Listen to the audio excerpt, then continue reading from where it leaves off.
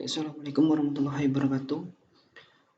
Baik, kawan-kawan sekalian, kita akan lanjutkan ya materi hari ini. Jadi kita akan bahas mengenai CSS gitu ya, atau Cascading Style Sheets. Ya ini salah satu elemen penting yang digunakan untuk membuat tampilan ya pada struktur dari website yang akan kita buat gitu ya. Oke. Apa itu CSS ya? Yang merupakan aturan untuk mengatur beberapa komponen dalam sebuah web sehingga akan lebih terstruktur dan seragam gitu ya. Nah, CSS ini bukan merupakan bahasa pemrograman gitu ya. Jadi ya sudah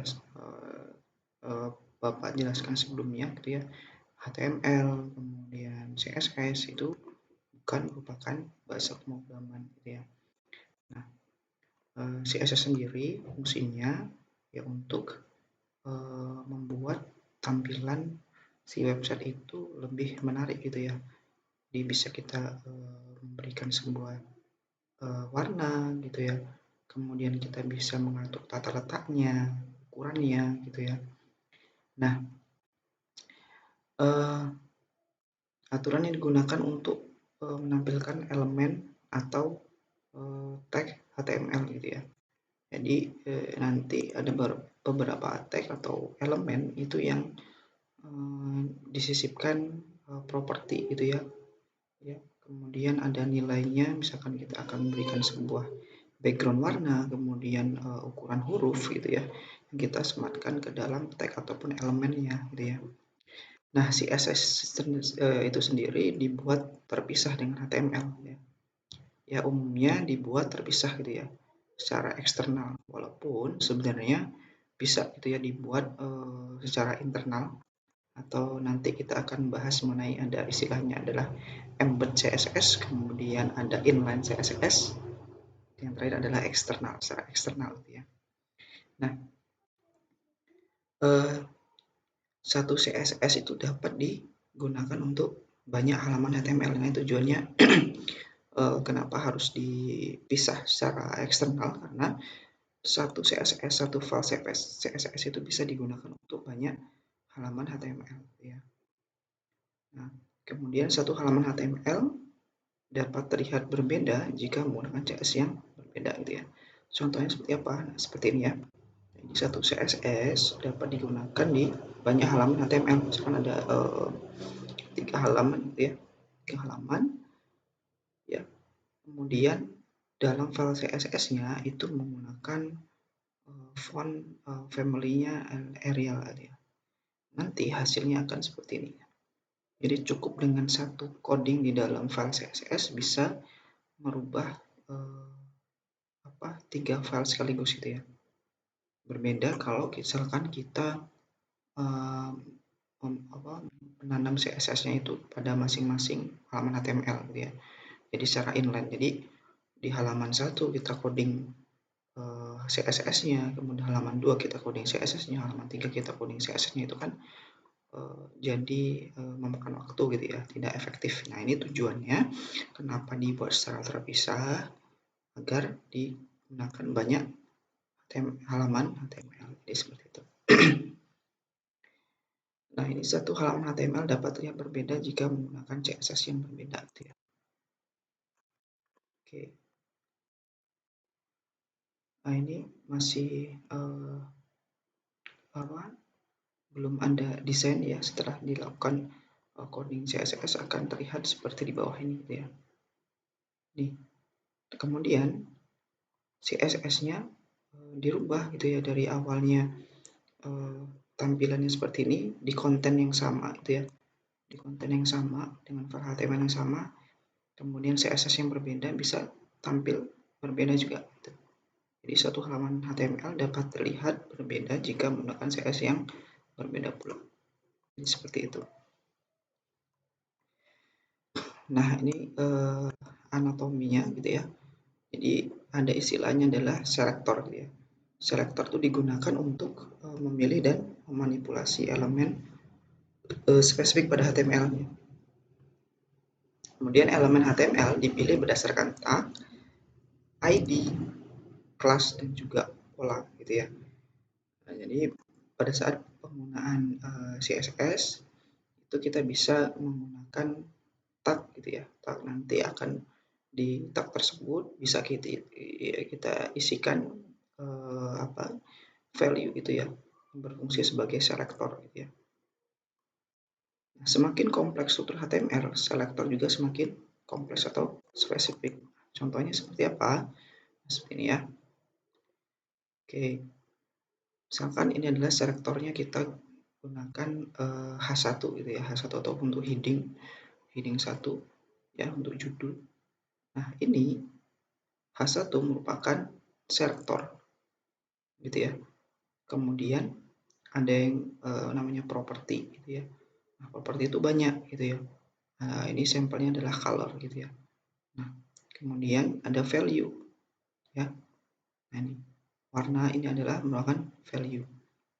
Nah, ini contohnya di dalam selektor, di dalam satu selektor bisa memiliki banyak properti gitu ya. Ini misalkan di H1 dia ada font family, kemudian dia ada text elegant, ada font size, kemudian ada color gitu ya.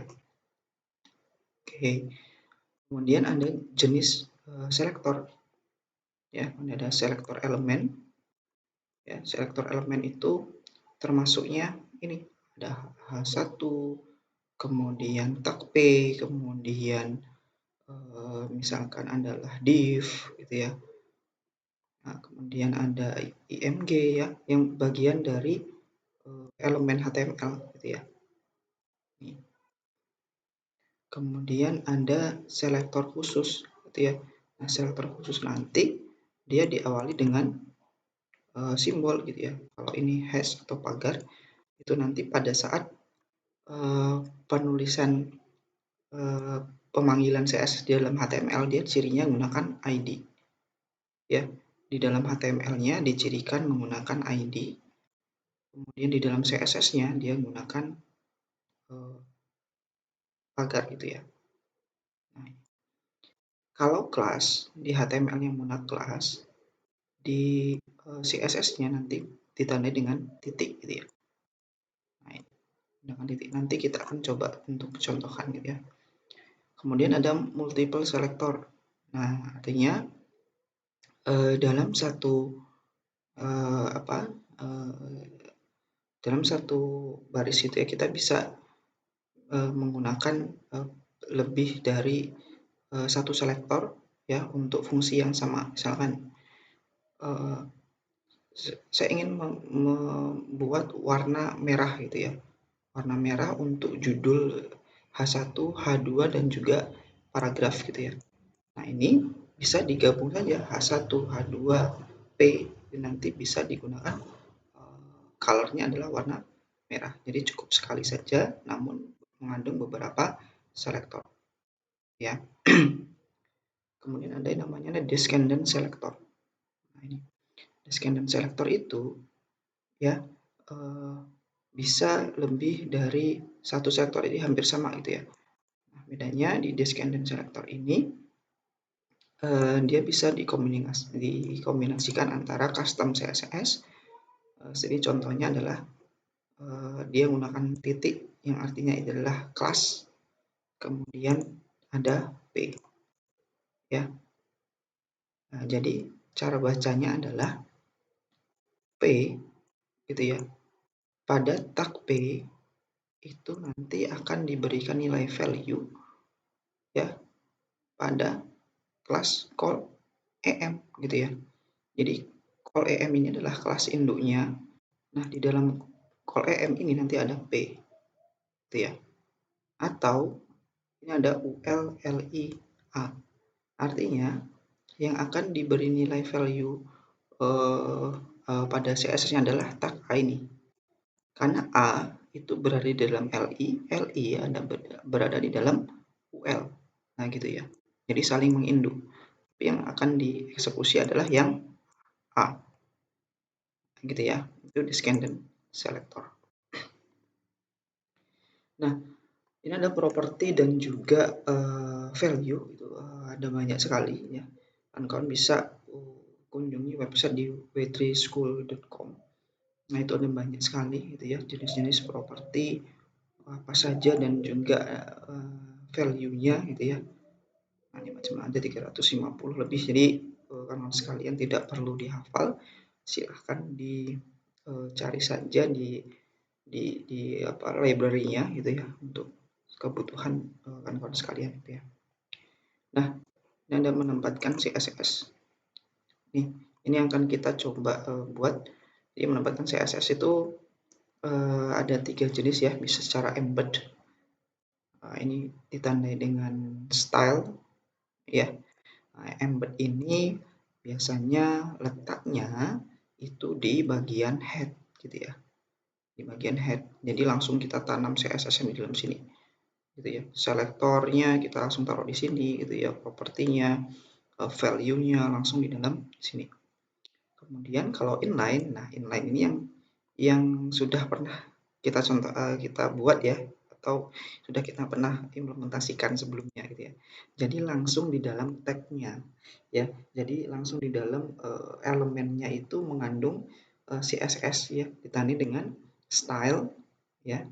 Kemudian mengimplementasikan propertinya gitu ya. Propertinya apa? Seperti itu. Penggunaan embed atau inline ini apa ya? Tidak disarankan gitu ya kalau website yang kawan-kawan buat itu kompleks. Gunakan sesekali saja kalau dirasa memang itu butuh perbaikan secara cepat atau mendadak gitu ya. Oke, ini karena sejatinya si CSS sekali lagi itu biasanya dibuat secara eksternal atau terpisah gitu ya. Kalau halamannya banyak cukup dengan satu file CSS ya, dalamnya sudah lengkap gitu ya, tidak perlu nanti melakukan coding CSS di masing-masing halaman ya. Nah, ini kita akan coba ketiga jenis ini, ada embed, inline, dan juga eksternal. Oke, sini kita akan coba untuk embed ya, di bagian embed CSS. Nah, ini kawan-kawan sekalian silahkan buat di praktikum. Praktikum adalah folder P5 ya, folder P5, kemudian langsung dibuka saja project-nya.